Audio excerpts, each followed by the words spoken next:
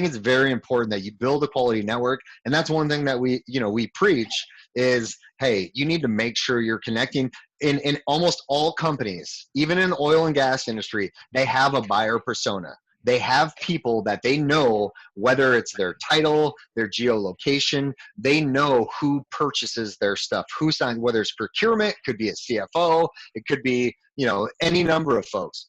So it's important that you go out and you connect with those folks and you build relationships. Now, you need to be insightful in your connections. You did a very good job, Jerry, reaching out. I mean, I sent you a quick note saying, hey, Patrick's a buddy of mine, looking forward to joining your guys' podcast, would love to connect. You replied with a great message.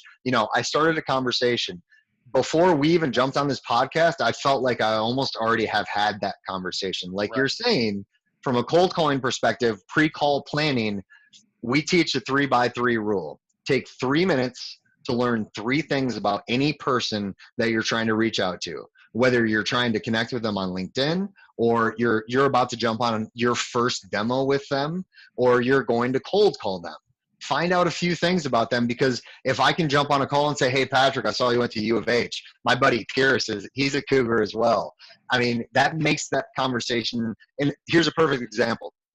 So I worked with Microsoft. I have been working with Microsoft for over 6 years now. I reached out to a gentleman that worked out of, he was a VP in Microsoft Canada out of Toronto, and I'm from Michigan. I saw that he went to Michigan State University. He also lived in Grand Rapids, Michigan for a number of years as a regional manager, and I'm from Grand Rapids. So in my outreach, I was like, hey man, I work with XYZ company. We work in the social selling space. I see that you do sales enablement for, Microsoft internally. Hashtag go green. I love that you spent time, and I think I even used hashtag Founders Brewery, because that's in Grand Rapids as well. And he immediately responded with his assistant, because he's not a guy that you just call, right? He has an assistant. His assistant saying, yes, I would love to spend some time with you. So I took just a little bit of time to learn, a few things about this guy. And next thing you know, I'm on the phone with a guy that, typically you can't, like, you got to go through 3 different gatekeepers to even get to. Sure.